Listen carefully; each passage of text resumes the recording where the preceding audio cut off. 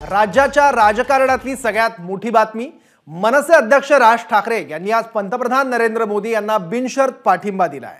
राज ठाकरे यांनी आपल्या गुढीपाडवा मेळाव्यात केवळ नरेंद्र मोदी यांच्यासाठी महायुतीतला पाठिंबा असल्याचं जाहीर केलंय। देशाला खंबीर नेतृत्वाची गरज आहे हे लक्षात घेऊन केवळ नरेंद्र मोदींसाठी आपण बिनशर्त पाठिंबा देत असल्याचं जाहीर केलं। आपल्या पक्षाला विधान परिषद, राज्यसभा काहीही नको असं भाजप नेत्यांना सांगितल्याचं राज ठाकरे म्हणाले। राज ठाकरे यांनी मनसैनिकांना थेट विधानसभेच्या तयारीला लागण्याचे आदेश दिलेले आहेत।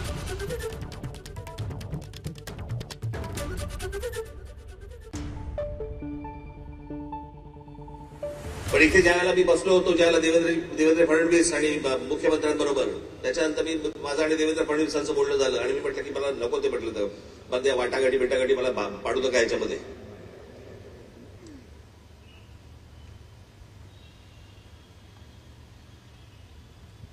मी म्हटलं तुम्हाला मी आज सांगतो, म्हटलं त्या राज्यसभाही नको आणि ती विधान परिषदही नको।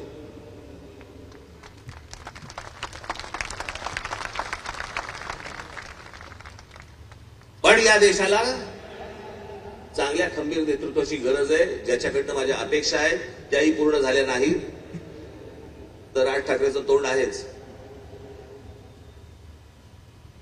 पण या पुढच्या काही भवितव्यासाठी म्हणून खंबीर नेतृत्वाची गरज असताना म्हणून मी त्यांना सांगितलं मला काही अपेक्षा नाहीयेत।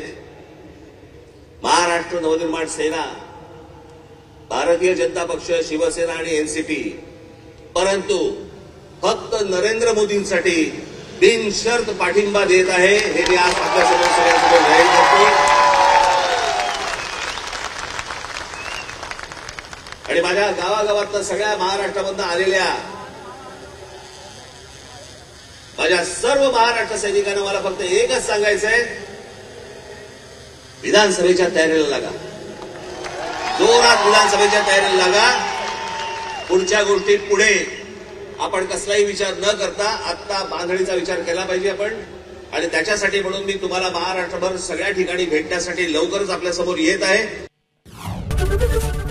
एबीपी माझा, उघडा डोळे बघा नीट।